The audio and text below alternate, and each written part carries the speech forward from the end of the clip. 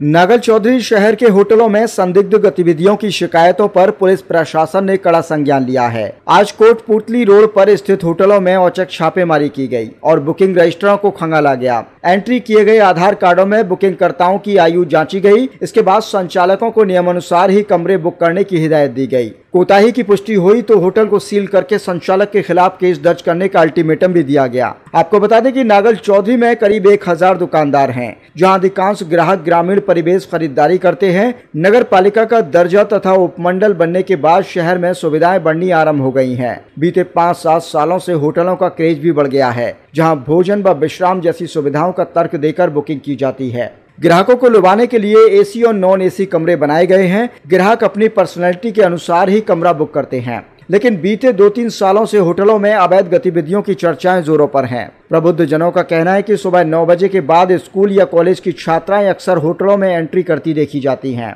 उनके मुंह पर कपड़ा लिपटा हुआ देखकर संदिग्ध माहौल बना रहता है। चर्चाओं को सही माने तो शहर में करीब 15 होटल संचालित हैं, जहां दोपहर 2 बजे तक लगभग सभी कमरे बुक रहते हैं। कुछ होटलों में नाबालिग छात्राएं भी प्रवेश करती हैं, जिनके मुंह पर कपड़ा लिपटा होने के कारण पहचान नहीं हो पाती। सूत्रों का कहना है कि बीते दिनों एक होटल में दुष्कर्म की घटना हो चुकी है। एक होटल में नाबालिग छात्रा भी अपने फ्रेंड के साथ पकड़ी जा चुकी है, जिससे शहर के लोगों में तनाव की स्थिति उत्पन्न हो गई है। उनका कहना है कि परिवारिक जनों को स्कूल या कॉलेज का बहाना लेकर छात्राएं आती हैं, लेकिन नहीं जाती। शिकायत मिलने पर नागल चौधरी पुलिस ने वीरवार की सुबह होटलों में चेकिंग अभियान चलाया, बुकिंग रजिस्टर का रिकॉर्ड खंगाला और एंट्री किए गए आधार कार्डों के बुकिंगकर्ताओं की आयु जांची गई। पुलिस की छापेमारी की भनक लगते ही होटल संचालकों में भगदड़ की स्थिति उत्पन्न हो गई। कुछ होटल संचालक ताला बंद करके इधर उधर बैठ गए, कुछ ने कंप्लीट रिकॉर्ड नहीं दिखाया। छापेमारी की कार्यवाही शहर में चर्चाओं का विषय बनी रही। प्रशासनिक अधिकारियों के निर्देश अनुसार होटलों का जीएसटी पोर्टल पर पंजीकरण होना जरूरी है।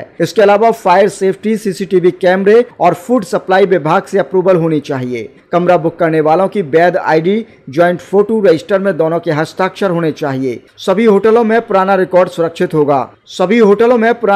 सुरक्षित रखना होगा, ताकि जिला प्रशासन को जरूरत पड़ने पर उपलब्ध हो सके।